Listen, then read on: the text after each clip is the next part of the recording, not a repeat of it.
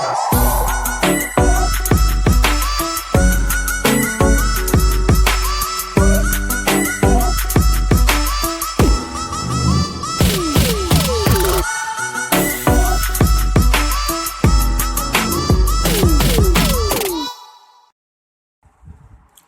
दोस्तों, नमस्कार। IAS topper academy में आपका बहुत बहुत स्वागत है। आज हम देखेंगे एससी का दूसरा पार्ट, यानी अनुसूचित जाति आयोग का दूसरा पार्ट। पहला पार्ट हमारा उसका वीडियो हम बना चुके हैं और डाल भी चुके हैं, आप उसको देख लीजिए। फिर इसको देखिए दूसरे पार्ट को। तो देखेंगे दूसरे पार्ट में यहाँ से जो छूटा था, आयोग की शक्तियाँ। जो ये आयोग की शक्तियाँ हैं, ये एससी और एसटी दोनों के लिए हैं। तो इसमें जो आयोग अपने कार्यों को संपन्न करने के लिए जो भी शक्तियाँ उसको प्रदान की गई हैं, तो देखेंगे कौन कौन सी शक्तियाँ दी गई हैं। तो भारत के किसी भी भाग से किसी व्यक्ति को समन जारी करना और हाजिर करना तथा शपथ पत्र पर परीक्षा करना, यानी भारत के किसी भी भाग में कोई भी व्यक्ति हो, आयोग उसके प्रति समन जारी कर सकता है, हाजिर होने के लिए कह सकता है और शपथ पर उसकी परीक्षा भी कर सकता है, यानी उसकी जांच कर सकता है। आयोग की ये शक्तियाँ प्राप्त है। किसी दस्तावेज को प्रकट और पेश करने की अपेक्षा करना, शपथ पत्रों पर साक्ष्य ग्रहण करना, शपथ पत्रों पर साक्ष्य ग्रहण कर सकता है। किसान न्यायालय या कार्यालय से किसी लोक अभिलेख या उसके प्रति अपेक्षा करना, कोई अन्य विषय जो राष्ट्रपति नियम द्वारा अवधारित करें। ये आयोग की क्या है, इतने 5 शक्तियाँ प्राप्त है।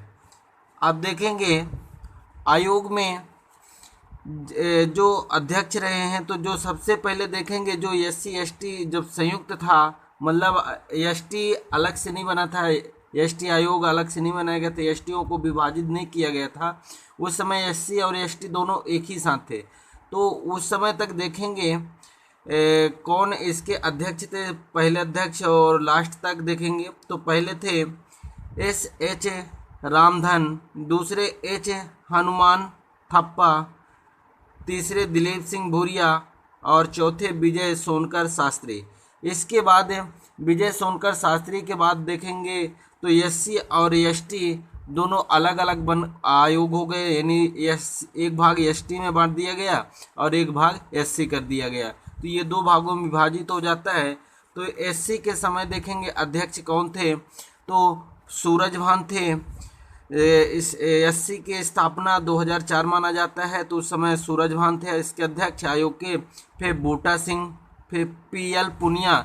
जो पीएल पुनिया है दोस्तों, ये 2 बार थे। फिर रामशंकर कटेरिया, विजय संपाला।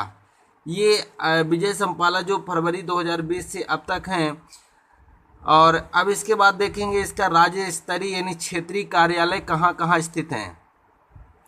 तो अहमदाबाद जो कार्यालय बना है, तो किन किन राज्यों के लिए है, किन किन क्षेत्रों के लिए है। तो इसमें गुजरात में ही अहमदाबाद है, तो गुजरात। फिर राजस्थान के लिए अगर क्षेत्रीय कार्यालय की बात करें तो अहमदाबाद में ही होगा। दमन दीव का भी अहमदाबाद, दादर व नगर हवेली का भी अहमदाबाद है। फिर लखनऊ देखेंगे, लखनऊ में उत्तर प्रदेश और उत्तराखंड 2 राज्यों के लिए इनका क्षेत्रीय कार्यालय लखनऊ है। पटना बिहार और झारखंड, पुणे देखेंगे ये महाराष्ट्र में आता है, तो महाराष्ट्र और गोवा दोनों के लिए है। अगरतला त्रिपुरा और बेंगलुरु कर्नाटक, इनका ये क्षेत्रीय कार्यालय हैं। और हैदराबाद देखेंगे तो हैदराबाद में तेलंगाना, आंध्र प्रदेश, मध्य प्रदेश, छत्तीसगढ़।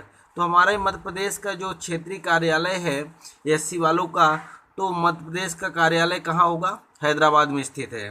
उनको अगर इससे संबंधित कोई काम होगा तो उनको हैदराबाद जाना होगा। फिर कोलकाता में पश्चिम बंगाल, उड़ीसा, सिक्किम, अंडमान निकोबार, तो कोलकाता में इतने क्षेत्रों का है। चेन्नई में देखेंगे तो तमिलनाडु, पुदुचेरी या पांडिचेरी यहाँ है। फिर चंडीगढ़ में चंडीगढ़, हरियाणा, हिमाचल प्रदेश, जम्मू कश्मीर, लद्दाख। इनका पूरे का पूरा देखेंगे तो चंडीगढ़ में है। फिर गुवाहाटी का देखेंगे तो गुवाहाटी का असम, अरुणाचल प्रदेश, नागालैंड, मिजोरम, मेघालय, मणिपुर इनका स्थित है। तिरुवनंतपुरम का देखेंगे तो केरल, लक्षद्वीप। तिरुवनंतपुरम का केरल और लक्षद्वीप में स्थित है। फिर इससे संबंधित दोस्तों संवैधानिक उपबंध देखेंगे। ये विशेषकर आपको याद होना चाहिए क्योंकि संवैधानिक उपबंध बहुत ही पूछे जाते हैं। तो अनुच्छेद 338 में राष्ट्रीय अनुसूचित जाति आयोग, अनुच्छेद 338(1) में आयोग का गठन है। अनुच्छेद 338(2) में आयोग के अध्यक्ष, उपाध्यक्ष और जो 3 सदस्य हैं उनकी का सबका सेवा शर्तें और कार्यकाल का निर्धारण राष्ट्रपति के द्वारा किया जाता है। फिर अनुच्छेद 338(3) में राष्ट्रपति द्वारा नियुक्ति किए जाएंगे ये तीनों, जो अध्यक्ष, उपाध्यक्ष और जो 3 सदस्य शामिल होते हैं। अनुच्छेद 338(4) में आयोग अपने प्रक्रिया स्वयं विनियमित करने की शक्ति प्राप्त है आयोग को। फिर अनुच्छेद 338(5) में आयोग का कार्य या कर्तव्य है। अनुच्छेद 338(5) में देखेंगे आयोग अपनी रिपोर्ट राष्ट्रपति को सौंपेगा। 338(6) में देखेंगे राष्ट्रपति आयोग के रिपोर्ट को संसद के प्रत्येक सदन में रखवाएगा। 338(7) में राष्ट्रपति आयोग की रिपोर्ट को संबंधित राज्य के राज्यपाल को सौंपेगा।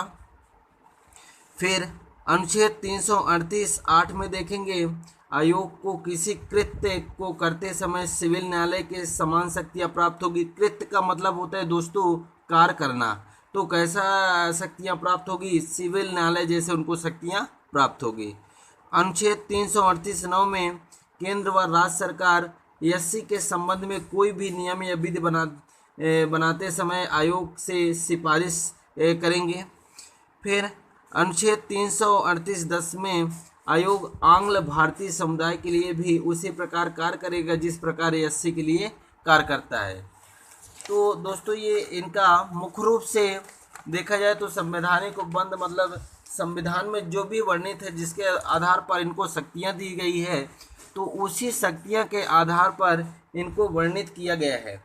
और ये खासकर हमें याद होना चाहिए इनके बारे में कि कौन कौन से अनुच्छेद के तहत कौन कौन सी शक्तियाँ प्राप्त हैं।